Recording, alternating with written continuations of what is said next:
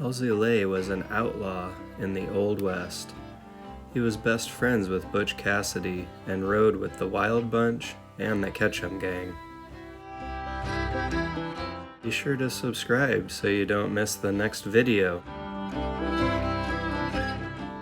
William Ellsworth Lay was born in Mount Pleasant, Ohio in 1869.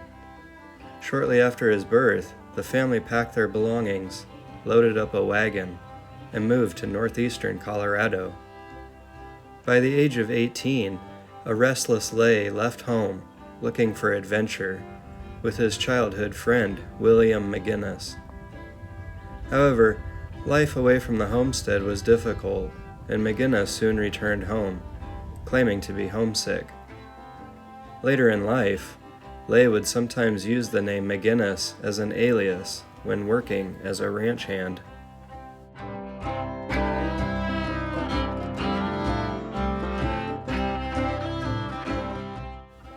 He also worked briefly on the ranch of cattleman Matt Warner, and it was Warner who gave Lay his first tip for a robbery. From Warner, Lay learned that a shopkeeper nearby had a large sum of cash. Warner, his nephew, and Lay robbed the man and split the money.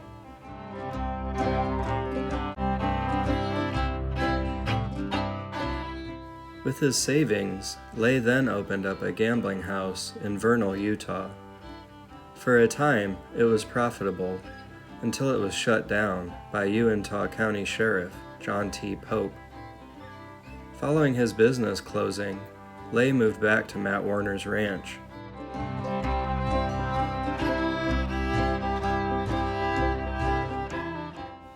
Soon, Cassidy and Lay obtained a small cabin on the Green River.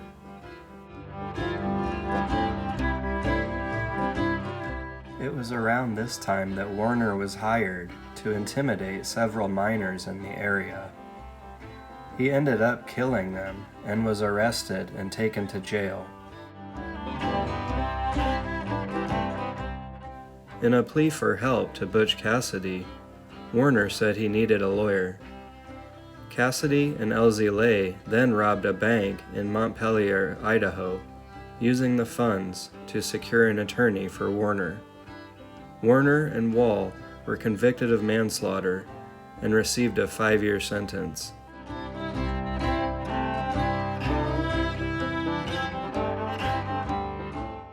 Cassidy and Lay began utilizing the hideout called Robber's Roost in Utah.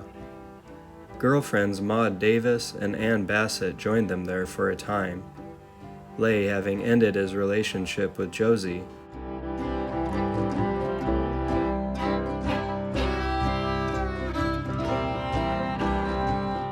Cassidy and Lay began planning the robbery of a payroll shipment in Castlegate, Utah. On April 21st, the payroll arrived, and Cassidy and his gang members simply walked out in broad daylight and took it at gunpoint. In the robbery, they took $7,000. A gang member named Joe Walker is alleged to have disabled the telegraph lines to prevent word of the robbery being put out.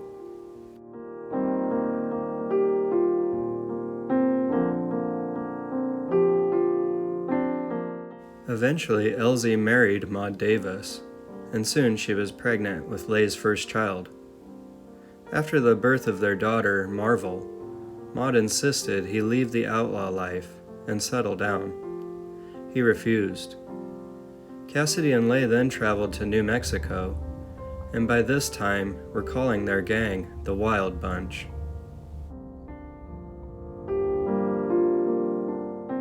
In New Mexico, they worked for a short time on the WS Ranch before heading north to Wyoming. There they committed one of their most famous robberies on June 2, 1899, by robbing a Union Pacific train near Wilcox, Wyoming. Following the robbery, they fled to the hole in the wall, successfully evading posses that were in pursuit. Kid Curry, who was by this time a member of the gang, killed Converse County Sheriff Josiah Hazen. The gang split up in different directions, which was a common action following any of their robberies. Now on the run, a 30-year-old Elzy Lay, Cassidy, Kid Curry, Sam Ketchum, and Will Carver headed back to New Mexico. On July 11, 1899, without Cassidy, Lay led Kid Curry, Ketchum, and Will Carver in the robbery of a train near Folsom, New Mexico. The robbery was successful, but a determined posse under the direction of Sheriff Ed Farr soon cornered them near an area known as Turkey Creek. In the first gun battle that followed, Deputy Kent Carney was mortally wounded. Another deputy was shot, and outlaw Sam Ketchum also took a couple hits.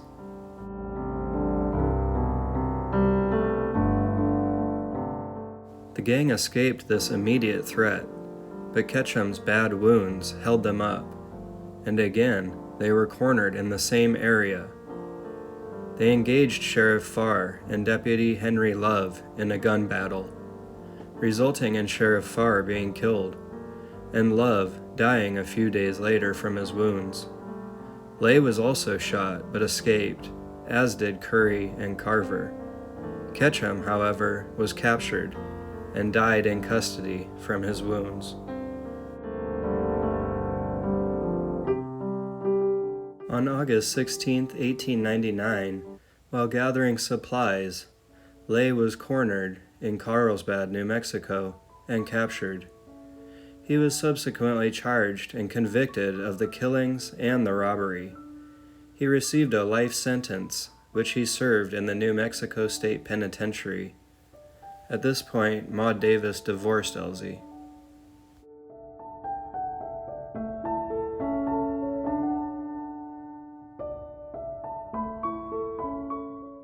He spent 7 years in prison, where he became a trustee.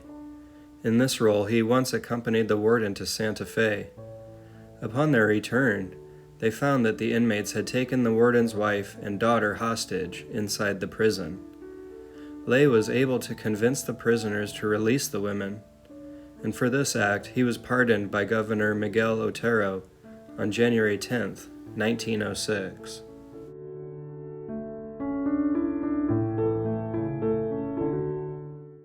After release, he moved to Baggs, Wyoming, a small ranch town just north of the Colorado border. There, he worked unsuccessfully as an oil prospector and saloon owner. At this point, he met and married Mary Calvert.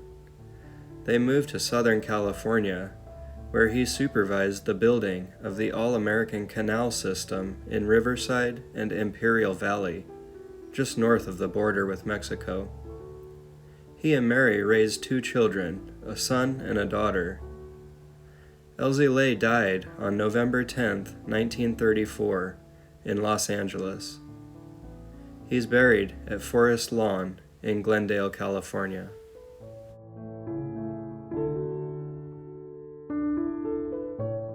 Thank you so much for watching. I hope you found some value here.